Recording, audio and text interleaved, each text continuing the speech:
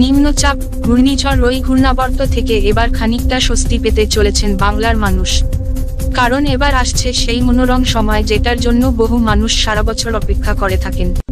আসছে শীতের মরশুম। ইতিমধ্যে সমগ্র দেশ তথা বাংলার আকাশ বাতাস যেন জানান দিচ্ছে শীত আসন্ন। বাংলার বাতাসে হিমের পরশ ধীরে ধীরে লাগতে শুরু করেছে বলে ইঙ্গিত দিয়েছে আলিপুর আবহাওয়া অফিস। দুদিন আগেই ওড়িশা উপকূলে বিধ্বংসী রূপ ধারণ করে আছড়ে পড়েছিল ঘূর্ণিঝড় ডানা, যার ফলে ব্যাপক পরিমাণে ক্ষয়ক্ষতি হয়ে গিয়েছে। এই ঘূর্ণিঝড়ের প্রভাব পড়েছিল বাংলার উপকূলবর্তী জেলাগুলিতেও। ঘূর্ণিঝড়ের প্রভাবে অনেকের ঘরবাড়ি উড়ে গিয়েছে, ফলে সব হারিয়ে সর্বশান্ত বহু মানুষ।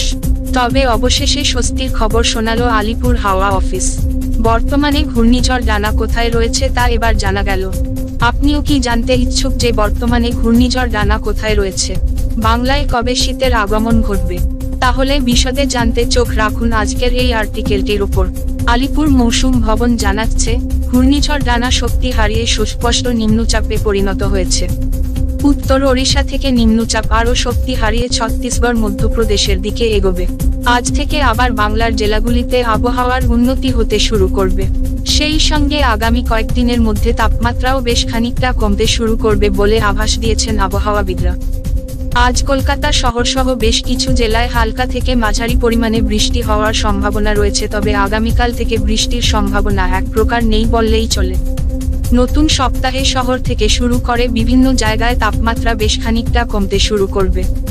অন্যদিকে পাহাড়ি জেলা অর্থাৎ দার্জিলিং এবং কালিম্পং এ খুব কম পরিমাণে বৃষ্টি হবে বলে খবর। আপাতত আকাশ পরিষ্কারই থাকবে। শহর কলকাতা ইতিমধ্যেই তাপমাত্রা বেশ খানিকটা পতন দেখা দিয়েছে। সর্বনিম্ন তাপমাত্রা 25.8 ডিগ্রি। হাওয়া অফিস সূত্রে জানা গেছে, আগামী কয়েকদিনের মধ্যে ক্রমশ আবহাওয়া শুষ্ক হতে শুরু করবে। আগামী 31শে অক্টোবরের পর থেকে ধীরে ধীরে কলকাতা সহ দক্ষিণবঙ্গে শীতের আমেজ প্রবেশ করবে। দক্ষিণবঙ্গের পশ্চিমাঞ্চল জেলাগুলিতে আগামী 1 নভেম্বর থেকে ধীরে ধীরে শীতের আমেজ অনুভূতি হবে। কলকাতা ও তার পার্শ্ববর্তী অঞ্চলে সর্বনিম্ন তাপমাত্রা প্রায় 20 ডিগ্রি কাছাকাছি চলে আসবে। ব্যুরো রিপোর্ট, জেলার বার্তা।